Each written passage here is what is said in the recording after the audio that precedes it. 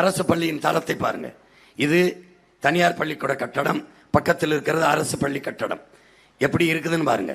இன்னைக்கு என்ன நிலைமைனா, அரசு பள்ளியில் வேலை பார்க்கிற ஆசிரியர் பெருமக்களின் பிள்ளைகள் கூட அந்த பள்ளியில் படிப்பதில்லை. இதெல்லாம் அரசு பள்ளிக்கூடம், இதெல்லாம் அரசு பள்ளிக்கூடம். எப்படி கல்வி கட்டணம் கொடுத்து பாருங்க. அரசு பள்ளிக்கூடம் எப்படி இருக்கு பாருங்க. கழிவறை எப்படி இருக்கு, நம்ம பிள்ளைய படிக்கிற சுற்றுச்சூழல் எப்படி இருக்கு, எப்படி உட்கார்ந்துருக்கான் பாரு. கழிவு வெளிக்கு போற மாதிரி வந்திருக்கான் அரசு பள்ளிக்கூடத்தில். இப்படி இருந்தால் யார் படிக்க வருவா?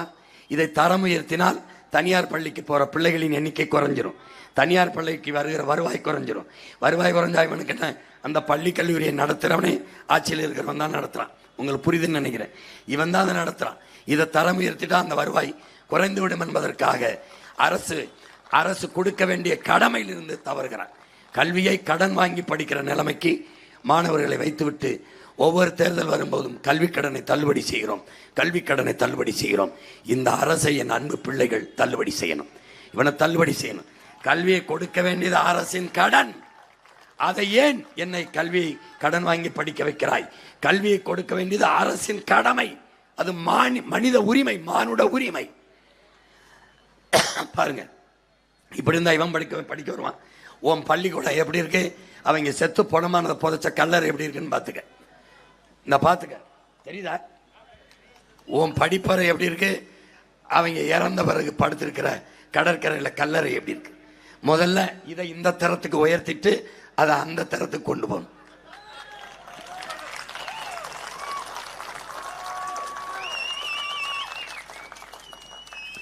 இத பாரு, பள்ளி கட்டடத்தின் மேற்கூரை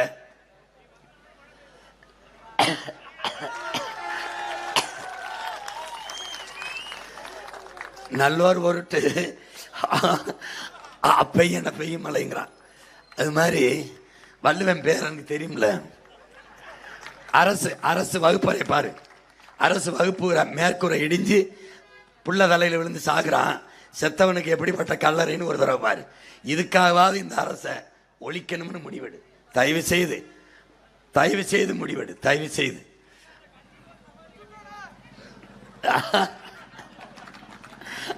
உன் ஒத்த ஓட்டால இவங்களுக்கு கட்டிடலாம் சமாதி. நீங்க கவலைப்படாத. இங்க பாரு. நம்ம பிள்ளைய படிக்க போற இடத்த பாரா. டே இப்படி பாரா. இப்படி இருக்குமாடா? டாஸ்மாக் கடை எப்படி வைப்பானாடா? குடிக்க போற கடை எப்படி வைப்பானாடா? டேய் என்னடா டேய், இங்க பாரு. கொஞ்சம் பின்னாடி பாப்பா. பிள்ளைய ஒழுதுகிட்டு இருக்கு. வாத்தியார் பாடம் எடுத்துக்கிறாரு. பாரு எப்படி இருக்கு பள்ளிக்கூடம் பாரு.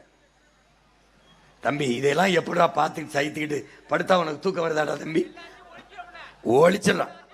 கல்வி அமைப்பு மக்களாட்சி நெறிகளுக்கு எதிராக இருக்கு. இது எங்கேயும் இல்லை, புதுக்கோட்டையில் தான். இந்த உட்காந்து மரத்தில் படிக்குது பாருங்க. நம்ம ஊர் புதுக்கோட்டையில் தான்டா. போ வேமா போ. சரி பண்ணிடுவோம் பேசாம. இது நம்ம பெற்ற குழந்தைகளுக்கு அரசு இழைக்கிற அநீதி, பச்சை துரோகம். போப்பா, வேமா போப்பா, வேமா போ.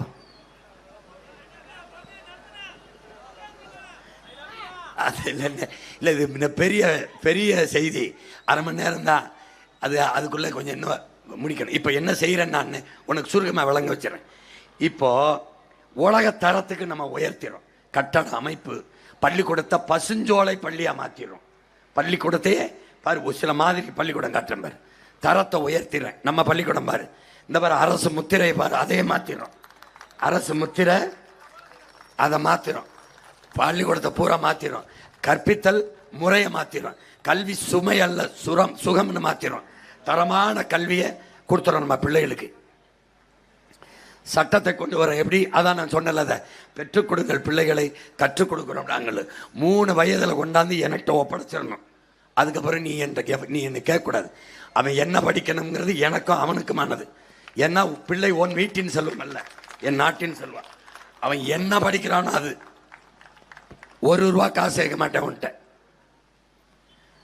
அரசு அமைச்சர், முதலமைச்சர், நாடாளுமன்ற உறுப்பினர், சட்டமன்ற உறுப்பினர், IAS IPS எவன் பிள்ளையா இருந்தாலும் அரசு பள்ளி கல்வியில் தான் படிக்கணும். சட்டம் மீறி தனியார் பள்ளிக்கூடத்தில் சேர்ந்தா உன் சம்பளத்தில் பாதி நட்டம் எடுத்துக்கிடுவேன். நீ நீ கொழுப்படுத்த பணத்திமிரில் அரசாங்கத்தை அவமதிக்கிறாயின்னு தேச துரோக குற்றம்னு போட்டுருவேன். அதே திரும்ப திரும்ப செஞ்சுன்னு வச்சு தூக்கி உள்ள போட்டுருவேன். கல்வி விற்பனை பண்டமல்ல, எங்கள் குழந்தையின் உரிமை. கல்வி அடிப்படை உரிமை. சமூகத்தை கட்டமைக்கிற ஒரு ஒழுங்கு கல்வியில தான் இருக்கு. உண்மையான மக்களாட்சியை உருவாக்குவதே கல்வியின் நோக்கம். எப்படி கொண்டு வரேன் பாரு. காந்தி சொல்றார், குழந்தைகளுக்கு தாய்ப்பால் எவ்வளவு முக்கியம், அதை போல தாய்மொழி கல்வி முக்கியம். அதை கொடுக்காத ஒரு தேச துரோக குற்றம்ங்கிறார். அந்த குற்றத்தை உங்கள் பிள்ளை செய்ய தயாராக இல்லை. ஆங்கிலம் பாடமொழி, தமிழ் பயிற்று மொழி. ஆங்கிலம் படிக்கூடாதுன்னு இல்லை, எல்லாத்தையும் ஆங்கிலத்தில் படிக்காத. அப்ப எப்படி மருத்துவம் படிக்கிறது? டேய், உலகம் பூரா அவன் தாய்மொழி தான்டா படிக்கிறான். பிரான்ஸு, ஜெர்மனி, சுவிஸு, டென்மார்க்கு, எல்லாம் ரஷ்யா, சீனாலாம் அவன் தாய்மொழியில் தான் படிக்கிறான். ஒன்றும் இல்லை, படிச்சுக்க. மாத்திரை தமிழில் சொல்ல போற, விலங்குல டேப்லெட்டுங்க போற, ஊசின்னு சொல்ல போற, புரியல இன்ஜெக்ஷன்றான்னு சொல்ல போற, இவ்வளவுதானே. ரெண்டையும் படிச்சு வச்சுக்க. ஜூலை 28 1928 எழுதி வச்சிருக்காரு காந்தி. என்னன்னு பாரு, போடுங்க. அயல்நாட்டு மொழியை கற்பது நம் மாணவர்கள் பொதுமக்களிடத்திலே வேறு வித்தியாசத்தை ஏற்படுத்தி நம்ம நாட்டின் உயிர் நாடியை அழித்து விடுங்கிறப்பல.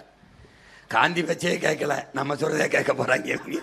தாய்மொழி கல்வியே சிறந்ததுங்கிறார். வரலாற்றில் சாதித்தவன் எல்லாம் தாய்மொழியில் படித்தவன் தான். நோபல் பரிசு பெற்றவன் இந்த மாதிரி தாமஸ் ஆல்வா எடிசன், நம்ம ஐயா அப்துல் கலாம், எல்லாருமே தாய்மொழியில் கற்றவன் படைக்கிறான், கல்லாதவன் பயன்படுத்துறான். உலகில் எல்லா நாடும் மேடின், நம் நாடு make in. Made in Singapore, made in Japan, made in Russia, made in America, made in German, made in Denmark, எல்லாம் மேட் இன். ஓ நாடு மேக்கின். புரியுதா? புரிஞ்சுக்க. மொழி ஒரு தொடர்பு கருவி அல்ல, மற்றவர்களுக்கு தொடர்பு கருவி, நமக்கு தொடர்பு கருவி அல்ல. மொழி நமக்கு உயிர். மொழி சிதைந்து அழிந்தால் முகம் சிதைந்து அழிந்தது போல இனம் சிதைந்து அழிவு. அதனால் ஆங்கிலம் ஒரு மொழி, அறிவல்ல. வெள்ளை ஒரு நிறம், அழகல்ல. இந்த உளவியலிருந்து நீ நிமிரணும். அடுத்தவன் மொழி உனக்கு அறிவில்லை, அதை புரிஞ்சுக்கணும். உன் மொழியில இல்லாத அறிவு உலகத்தில் எந்த மொழியும் இல்லை. அந்த திமிரு உனக்கு வரணும். விளங்குதா? அதை நல்லா தெரிஞ்சுக்க. நீ உன்னை மறந்து தூங்கும் போது கனவு எந்த மொழியில வருதுன்னு பாரு. அது தமிழ்ல வந்தா அதுதான் உனக்கு சிந்தனை மொழி, அதுதான் கல்வி மொழி. ஒருவேளை இங்கிலீஷ்ல வந்துருச்சுன்னு வச்சுக்க, நீ உன் மரபணுவை சோதிக்கணும். நீ இனம் மாறிட்ட, ஒரு ரத்தத்தை பரிசோதிக்கணும். ஏன்னா நீ உன் பிறப்புல சந்தேகம் வந்துருது எனக்கு, நீ கிளம்பிடு.